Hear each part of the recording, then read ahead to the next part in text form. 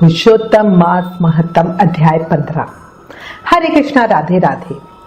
पुरुषोत्तम मास में श्रीमद् भगवत गीता का या श्रीमद् भागवत महापुराण का पाठ करना बहुत पुण्य देने वाला है और 1,00,000 तुलसी पत्र से शालग्राम भगवान का पूजन करने से अनंत पुण्य मिलता है।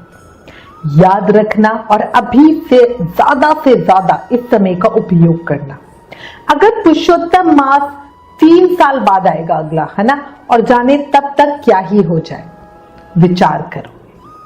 अब श्री गणेश जी महाराज और अपने गुरुदेव को याद करते हुए पुरुषोत्तम मास महत्तम का अध्याय 15 सुनते हैं। गणेश जी का रूप है निराला, चेहरा भी कितना भोला भाला। जिसे भी आती है कोई मुसीबत, उसे इन्हीं ने तो संभाला। बोला गणेश जी महाराज की जय। जीवन का पथ कहां से शुरू होता है, ये बात बताने वाला, वो राह दिखाने वाला गुरु ही होता है। बोला गुरुदेव महाराज की जय।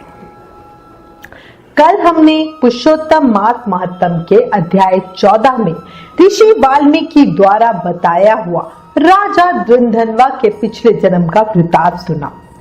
किस कर्म के कारण वो राजा बने, ये आज इस अध्याय में जानते हैं। शुरू करते हैं।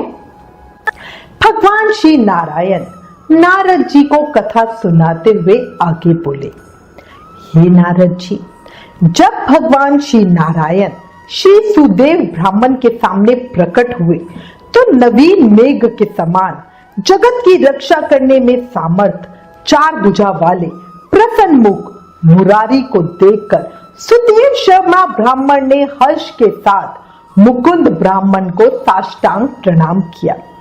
उसके बाद ब्राह्मण सुदेव शर्मा हाथ जोड़कर गदगद स्वर से भक्त वत्सल श्री कृष्ण देव की स्तुति करते हुए बोले, हे देव, हे देवेश, हे त्रिलोक्य को अभय देने वाले, हे प्रभु, आपको नमस्कार है। हे सर्वेश्वर, आपको नमस्कार है। मैं आपकी शरण आया हूं। हे प्रभु, मैं दुखी दीन भक्त आपका भक्त हूं। आप सबके बांधव है, फिर आप मेरी क्यों उपेक्षा कर रहे हैं?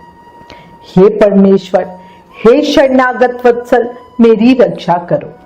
हे जगत के समस्त प्राणियों से नमस्कार किए जाने वाले, हे शरण में आए हुए लोगों के भय का नाश करने वाले, आपको नमस्कार है। आप जय के स्वरूप हो, जय के देने वाले हो, जय के मालिक हो, जय के कारण हो, विश्व के आधार हो, विश्व के रक्षक हो, दिव्य हो, विश्वों के स्थान हो, फलों के बीज हो, फलों के आधार हो, विश्व में स्थित हो, विश्वेश्वर के कारण हो, फलों के मूल हो, फलों के देने वाले ही तेज स्वरूप हो, तेज के दाता हो, सब तेजस्वियों में श्रेष्ठ हो। श्री कृष्ण हृदय अंधकार के नाशक हो, श्री विष्णु व्यापक हो, वासुदेव देवताओं के वासस्थान अथवा वासुदेव के पुत्र हो, दीन वत्सल हो, ऐसे आपको मैं नमस्कार करता हूं। हे जगत प्रभु, आपकी स्तुति करने में ब्रह्म आदि देवता भी सामर्थ नहीं है। हे जनार्दन, मैं तो अल्प बुद्धि वाला मंद मनुष्य हूं, किस तरह स्तुति करने में सामर्थ हो सकता हूं? अत्यंत दुखी दीन अपने भक्त की आप कैसे उपेक्षा करते हो? हे प्रभु, क्या आज संसार में आपकी लोक बंधुता नष्ट हो गई है? इसके बाद वाल्मीकि ऋषि बोले, सुदेव शर्मा ब्राह्मण इस प्रकार भगवान विष्णु की स्तुति कर श्री हरि के सामने खड़ा हो गए। भगवान श्री हरि उसके वचन सुनकर मेघ के समान गंभीर वाणी में बोले, हे वत्स, तुमने जो तप किया वो बहुत अच्छी तरह से किया। हे महाप्राज्ञ, हे तपोधन, क्या चाहते हो सो मुझसे कहो। तुम्हारे तप से प्रसन्न होकर मैं उस वर को तुम्हारे लिए दूंगा, क्योंकि आज के पहले ऐसा बड़ा भारी कर्म किसी ने भी नहीं किया।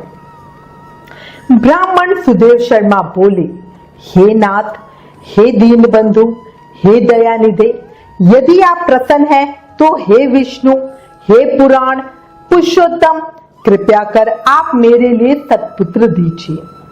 हे श्रीहरि, पुत्र के बिना सूना ये गृहस्थ आश्रम धर्म मुझको प्रिय नहीं लगता। इस प्रकार भगवान हरि सुदेव शर्मा ब्राह्मण के वचनों को सुनकर बोले, हे द्विज, पुत्र को छोड़कर बाकी जो न देने योग्य है उनको भी तुम्हारे लिए दूंगा, क्योंकि ब्रह्मा ने तुम्हारे लिए पुत्र का सुख नहीं लिखा है। मैंने तुम्हारे भविष्य में होने वाले समस्त अक्षरों को देखा, उसमें 7 जन्म तक तुमको पुत्र का सुख नहीं है। इस प्रकार व्रज प्रहार के समान निष्ठुर श्रीहरि भगवान के वचनों को सुनकर जड़ के कट जाने से वृक्ष के समान वो सुदेव शर्मा ब्राह्मण पृथ्वी तल पर गिर गया। पति को गिरे हुए देखकर गौतमी स्त्री अत्यंत दुखी हुई और पुत्र की अभिलाषा से वंचित अपने स्वामी को देखती हुई रोने लगी। बड़ी कठिनाई से धैर्य धारण लेकर गौतमी स्त्री अपने गिरे हुए पति से बोली, हे नाथ, उठिए उठिए, क्या आप मेरे वचन भूल गए? विधाता ने जो भाग्य में सुख दुख लिख दिया, अपने कर्मों के अनुसार उसे मनुष्य भोगता है। अभागे पुरुष का उद्योग मरण सन पुरुष को औषधि देने के समान निष्फल हो जाता है। जिसका भाग्य विपरीत है उसका किया हुआ सब कार्य व्यर्थ होते हैं। समस्त वेदों में यज्ञ, दान, तप, सत्य, व्रत आदि की अपेक्षा श्री हरि भगवान की सेवा को श्रेष्ठ कहा गया है, परंतु उससे भी भाग्य बल श्रेष्ठ है। इसलिए हे स्वामी, पुत्र की अभिलाषा और उससे उत्पन्न विषाद छोड़कर उठिए और श्री हरि से संबंध जोड़कर भक्ति का आश्रय लीजिए। जब ब्राह्मण पत्नी इस प्रकार कह रही थी, तब गरुण जी को अत्यंत दुख हुआ और कांपते हुए वो भगवान से बोले, हे श्री हरि, देखिए शोक रूपी समुद्र में डूबी हुई ब्राह्मणी को तथा उसी तरह नेत्र से गिरते हुए अश्रुधारा से व्याकुल ब्राह्मण दुखी हो रहा है। हे दीन बंधु, हे दया सिंधु, हे भक्तों के लिए अभय को देने वाले, हे प्रभु, भक्तों के दुख को नहीं सहने वाले, आपकी आज ये दया कहाँ चली गई? आपकी सेवा का फल सभी को अवश्य प्राप्त होता है।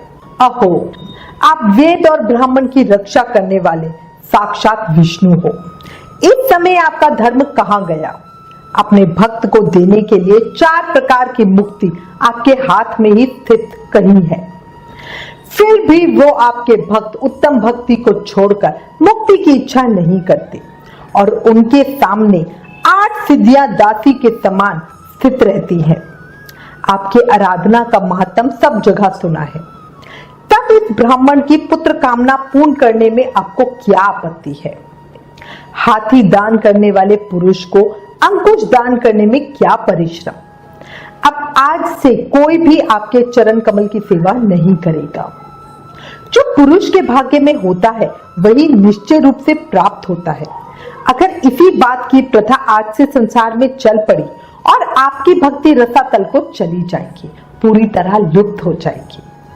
हे नाथ, आप करने तथा ना करने में स्वतंत्र हैं। ये आपका सामर्थ्य सर्वत्र विख्यात है। आज वो सामर्थ्य इस ब्राह्मण को पुत्र प्रदान न करने से नष्ट होता है, इसलिए आप इस ब्राह्मण के लिए अवश्य एक पुत्र प्रदान कीजिए। सुदेव ब्राह्मण ने आपकी आराधना कर उत्तम वैभव को प्राप्त किया है। आपकी कृपा से संदीपनी गुरु ने मृत पुत्र को प्राप्त किया। इन कारणों से पुत्र की लालसा करने वाले ये दोनों स्त्री पुरुष आपकी शरण में आए हैं। इस प्रकार विष्णु भगवान अमृत के समान गरुण के वचनों को सुनकर गरुण जी से बोले, हे पक्षीराज, हे गरुण, तुम ही इन्हें एक पुत्र होने का वरदान दे दो। इस प्रकार अपने अनुकूल हरि भगवान के वचनों को सुनकर गरुण जी बहुत प्रसन्नचित होकर उस पृथ्वी के देवता दुखित ब्राह्मण के लिए अनुरूप सुंदर पुत्र को जल्दी से दे दिया। इति श्री बृहद नारदीय पुराणे पुरुषोत्तम मास महात्म में बृहन्वा प्रख्यात श्री नारायण नारद संवादे सुदेव वर्ण प्रदान नामक षष्ठोच्चर अध्याय समाप्तम। बाकी की कथा कल अध्याय 16 में सुनेंगे। एक बात सुनो, भाग्य के दरवाजे पर सर पीटने से बेहतर है कर्मों का ऐसा तूफान पैदा करो कि सारे दरवाजे अपने आप खुल जाए, है ना। किसी ने क्या खूब कहा है, अपने दुर्भाग्य को बदलने के लिए शुभ कर्मों का ऐसा तूफान लाओ कि हर कोई आपकी तरफ दौड़ा चलाए। क्यों, सही है ना। किसी का बुरा मत करो, क्योंकि जो आज हम कर रहे हैं वो ब्याज के साथ कल हमें ही वापस मिलेगा। इसलिए हर समय, हर पल, हर किसी के साथ वैसा ही करो जो आप औरों से अपने लिए चाहते हो। हमारे कर्म बीज की तरह होते हैं, हम जो आज बो रहे हैं उसी का फल कल पाएंगे। इसलिए अभी भी समय है, समझ लो मेरी बात को और सब ठीक कर लो। और हर समय, हर पल, हर सांस के साथ प्रेम से, मन से, भाव से जाप करते रहो। हरे कृष्ण कृष्ण कृष्ण हरे हरे, हरे राम राम राम हरे हरे। याद रखो, कलयुग केवल नाम आधार, सिर्फ नाम जाप से ही कृष्ण प्रेम, भक्ति, मुक्ति, शक्ति सब पाया जा सकता है। एक रिक्वेस्ट, प्लीज इन वीडियोस को ज्यादा से ज्यादा शेयर करके पुरुषोत्तम मास महात्म के प्रभाव को सबको बताओ। अपने शास्त्रों का अधिक से अधिक प्रचार करो, ये भी एक सेवा है। Please like, share and subscribe. Thank you. Hare Krishna.